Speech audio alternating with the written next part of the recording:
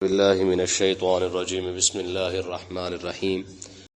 Islam in our life یہ ایک اسلامی یوٹیوب چینل ہے جس پہ مفتی سجاد حسین قادری صاحب روزانہ درس قرآن پاک ترجمہ اور تفسیر بیان فرماتے ہیں۔ اس چینل کی ویڈیو کو لائک، چینل کو سبسکرائب اور بیل آئیکن کو پریس کر کے اور ویڈیوز کو دیکھ کے آپ اپنی دنیا اور آخرت کو سنوار سکتے ہیں۔ فَأَمَّا الَّذِينَ فِي قُلُوبِهِمْ زَيْغٌ فَيَتَّبِعُونَ مَا تَشَابَهَ مِنْهُ ابْتِغَاءَ الْفِتْنَةِ وَابْتِغَاءَ تَأْوِيلِهِ وَمَا يَعْلَمُ تَأْوِيلَهُ إِلَّا اللَّهُ وَالرَّاسِخُونَ فِي الْعِلْمِ يَقُولُونَ آمَنَّا بِهِ كُلٌّ مِّنْ عِندِ رَبِّنَا وَمَا يَذَّكَّرُ إِلَّا أُولُو الْأَلْبَابِ۔ کل میں نے آپ کو یہ مسئلہ بتایا تھا کہ اس قرآن پاک کے اندر دو قسم کی آیتیں موجود ہیں۔ ایک واضح آیتیں ہیں جن سے پتہ چل جاتا ہے حلال حرام کا، یہ سارا پتہ چل جاتا ہے، اور دوسری وہ آیات ہیں جن کی مراد کو اللہ ہی بہتر جانتا ہے۔ تو اللہ تبارک و تعالی نے یہاں پہ دو گروہوں کا ذکر کیا ہے کہ وہ لوگ جو متشابہ آیات جن کی مراد کو اللہ بہتر جانتا ہے، کچھ لوگ اس کے معنی کو لے کر فتنہ پھیلاتے ہیں، کیونکہ اس کے حقیقی معنی کو تو اللہ بہتر جانتا ہے، لیکن اسی معنی کو لے کر جو ہے وہ لوگوں کے اندر فتنہ فساد پھیلانے کی کوشش کرتے ہیں۔ اب دیکھیں فَأَمَّا الَّذِينَ فِي قُلُوبِهِمْ زَيْغٌ، اللہ تبارک و تعالیٰ نے ارشاد فرمایا وہ لوگ جن کے دلوں کے اندر ٹیڑھا پن ہے نا، ہم کہتے ہیں نا ہماری زبان کے اندر جس کا دماغ خراب ہو، ٹھیک ہے نا، تو کیا کرتا ہے؟ پٹھی سیدھی حرکتیں تو کرتا ہے، تو جو الٹی سیدھی حرکتیں کر رہا ہو تو ہم اسے کہتے ہیں میں اس کا دماغ خراب ہے، اس کو عقل موت کوئی نہیں ہے۔ تو یہی بات ہے فَأَمَّا الَّذِينَ فِي قُلُوبِهِمْ زَيْغٌ کہ جن لوگوں کو عقل موت نہیں ہے، جن کے دلوں کے اندر ٹیڑھا پن ہے، فَيَتَّبِعُونَ مَا تَشَابَهَ وہ ان آیتوں کی اتباع کرتے ہیں جو متشابہ آیات ہیں۔ بھئی جو واضح آیات ہیں ان سے حکم لے لو، متشابہ آیات کو صرف پڑھ لو، پڑھنے کے بعد جو معنی ہے بس اس کا صرف معنی کر کے آگے نکل جاؤ، اس سے اصل مراد کیا ہے تمہیں اس میں پڑھنے کی ضرورت نہیں ہے۔ من ابتغاء الفتنہ کہتے ہیں وہ متشابہ آیات پڑھتے کیوں ہیں؟ وہ اس لیے کرتے ہیں، ان کو اس لیے جو ہے وہ لوگوں کے سامنے رکھتے رہتے ہیں کہ تاکہ لوگوں کے اندر جو ہے وہ فتنہ پھیل جائے، لوگوں کے اندر فتنہ پھیلانے کی کوشش کرتے ہیں۔ وابتغاء تاویلہ اور اس کے غلط معنی بیان کرتے ہیں، ٹھیک ہے۔ وما یعلم تاویلہ الا اللہ فرمایا کہ متشابہ آیات کے جو صحیح علم ہے وہ تو صرف اور صرف اللہ کے پاس ہے، ٹھیک ہے۔ دیکھیں قرآن مجید کی آیت ہے متشابہ آیات کی ایک اور مثال دیکھیں، فرمایا الرحمن علی العرش استوى، الرحمن جو ہے وہ عرش پر استوا فرمایا۔ استوا کا لفظی معنی ہوتا ہے بیٹھنا، ٹھیک ہے جی۔ ثم استوى علی العرش پھر وہ عرش پر بیٹھا۔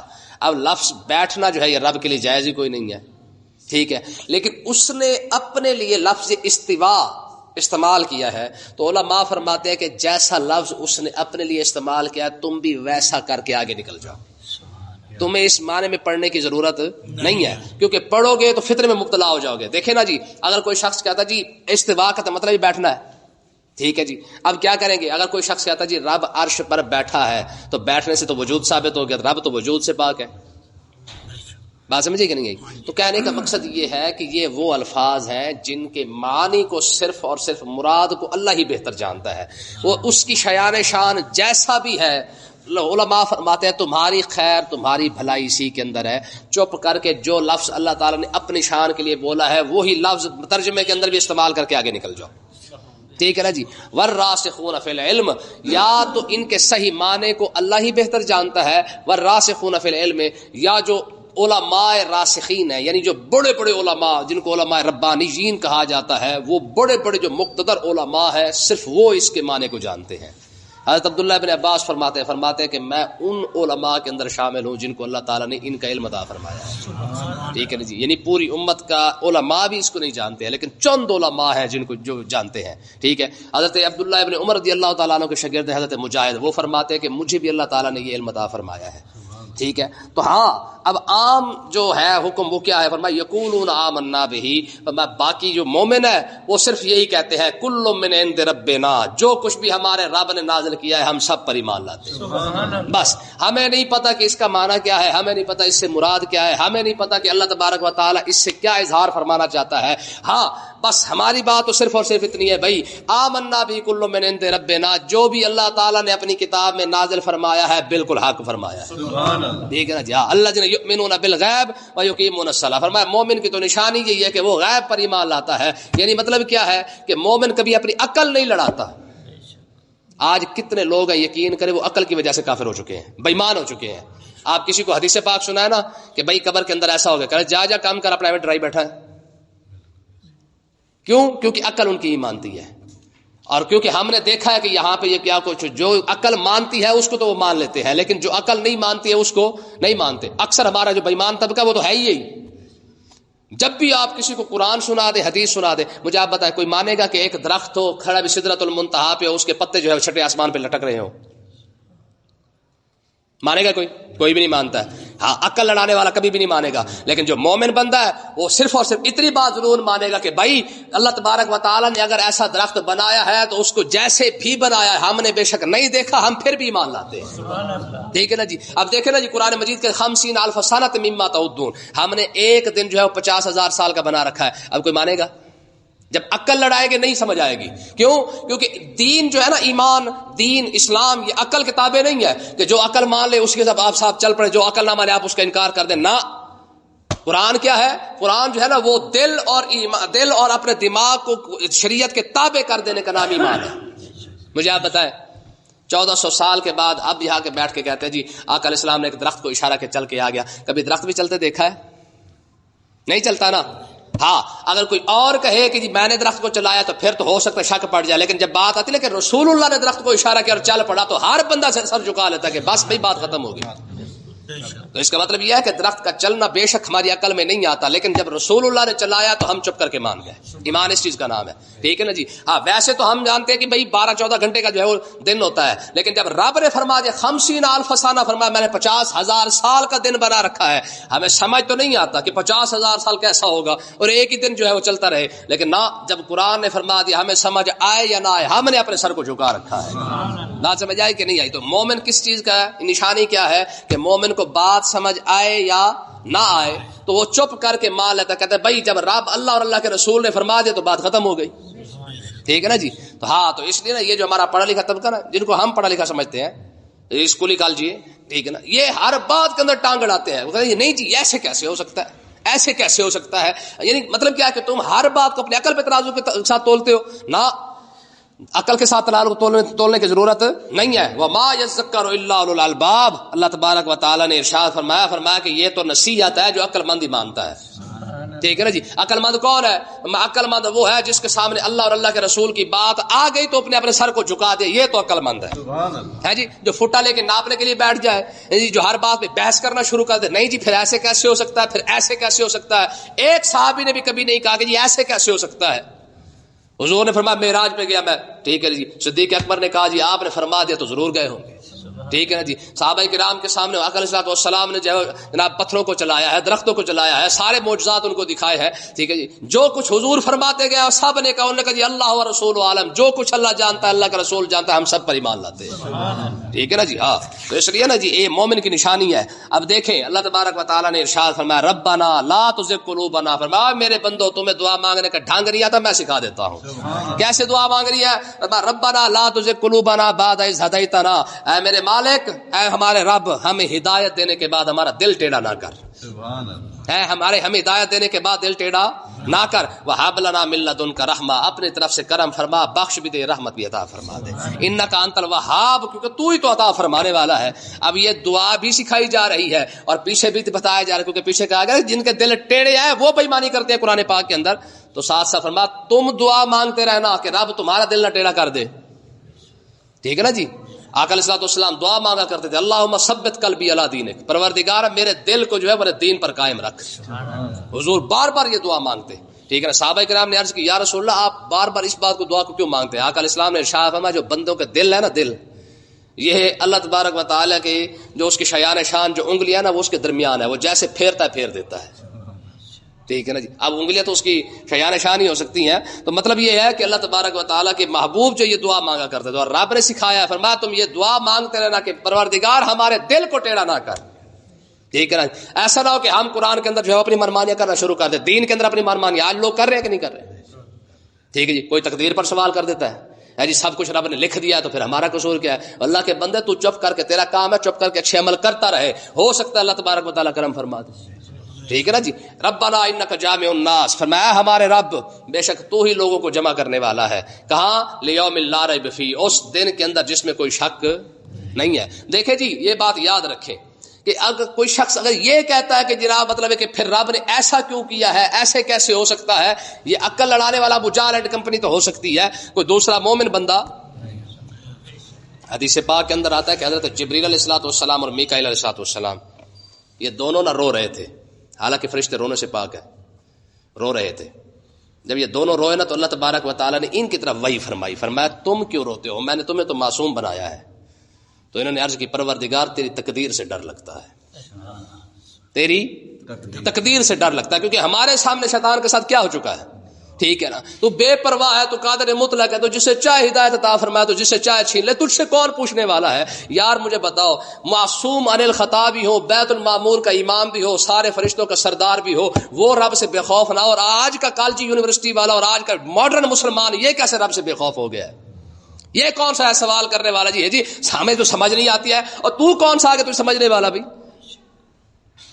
تو ہر بات میں عقل کے گھوڑے نہیں دوڑانے چاہیے. ٹھیک ہے نا جی. ہاں رب نے تو مومن کی نشانی یہی بتائی ہے. یار کیسا ایمان تھا ان لوگوں کا. آقا علیہ الصلوۃ والسلام بیت المقدس کے اندر کھڑے ہو کے کہتے ہیں صحابہ یہ کون سا مہینہ ہے؟ کہتے ہیں اللہ و رسول ہمیں پتہ کوئی نہیں حضور کون سا مہینہ. حج کر رہے ہیں یار، حج کرتے حضور نے پوچھا، فرمایا صحابہ یہ کون سا مہینہ ہے؟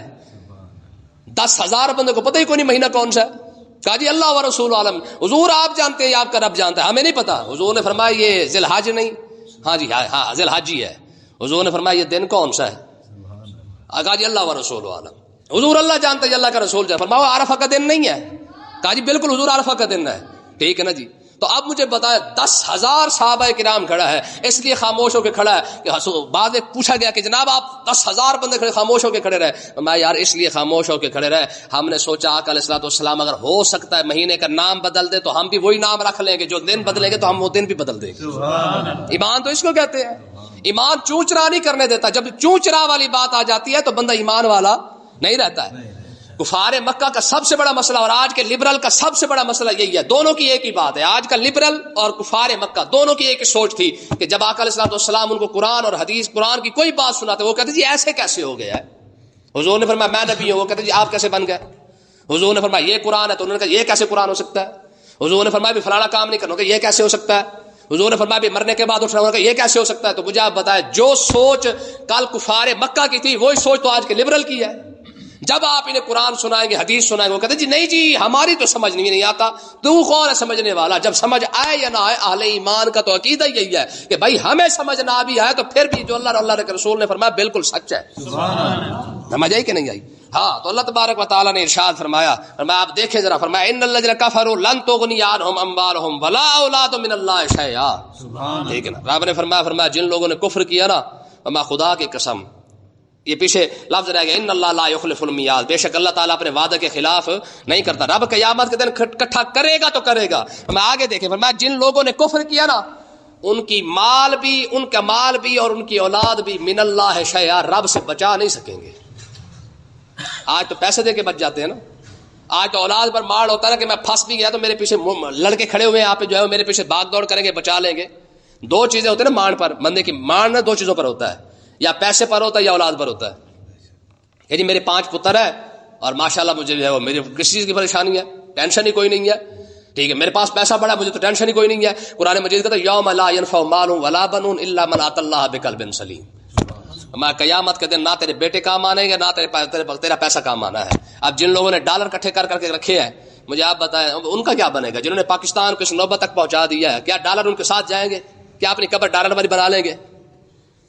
تو بات سمجھیں نا. فرمایا ان الذین کفروا لن تغنی عنہم اموالہم ولا اولادہم من اللہ شیئا. میں جتنے مرضی تم ڈالر اکٹھے کر لو، میں نہ قیامت والے دن تمہارے ڈالر تمہارے کام آنے ہیں اور ولا اولادہم، نہ ہی تمہاری اولاد کام آنی ہے، نہ تمہارے سیکورٹی گارڈ کام آنے ہیں، نہ تمہارے یہ چمچے کھڑ سے نظر آئیں گے. واولئک ہم وقود النار. میں تم لوگوں نے جب اسلام کے ساتھ دھوکہ کیا نا، تو جن لوگوں نے اسلام کو چھوڑ کے ڈالر اکٹھے کر کے جو ہے وہ کفر اختیار کیا ہے، واولئک ہم وقود النار. فرمایا یہی لوگ ہیں جن کو اللہ تبارک و تعالی آگ کے ایندھن کے اندر بنا کے رکھ دے گا. جن کو آگ کا ایندھن بنایا جائے گا یہی ہوں گے. بتاؤ جہنم کے اندر ڈالر کیسے کام آ جائیں گے؟ آج تو اکٹھے کر لیے نا.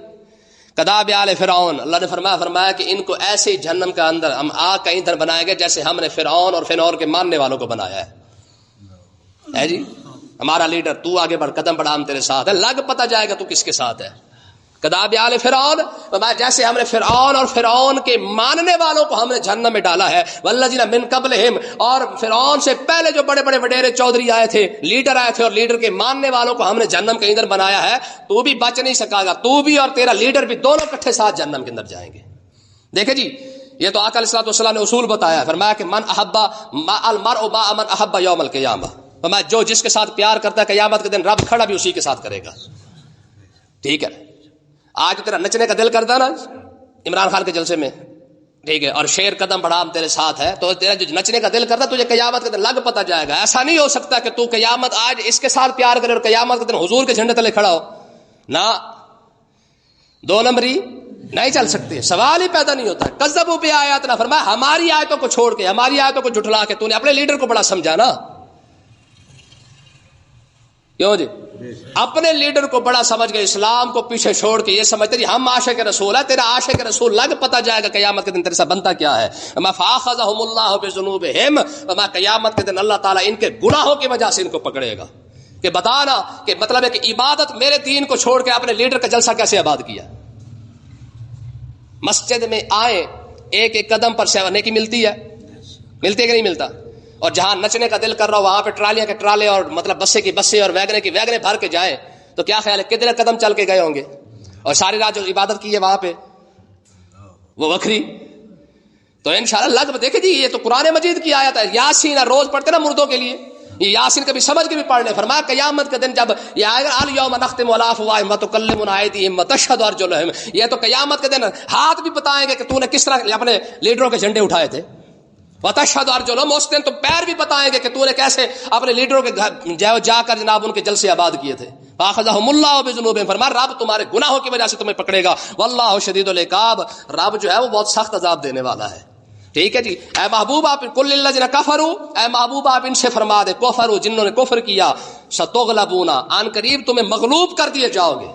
ہاں، تمہارا نام و نشان بھی مٹ جائے گا. وتحشرون الی جہنم، رب تمہیں جہنم کے اندر جمع کرے گا. وبئس المہاد، رب فرما رہا ہے یار بہت برا ٹھکانہ ہے. کیا ہے؟ اور رب جسے برا کہہ دے مجھے بتاؤ اس سے زیادہ برا کوئی شے ہو سکتی ہے؟ اور رب جسے اچھا کہے اس سے زیادہ اچھا کوئی چیز ہو سکتی ہے؟ تو اس لیے یاد رکھیں، یہ پیغام ہے ہر بندے کے لیے کہ یار کم سے کم ہر مسئلے کے اندر جب دین کی بات آ جائے عقل قرباں کن بپیش مصطفیٰ.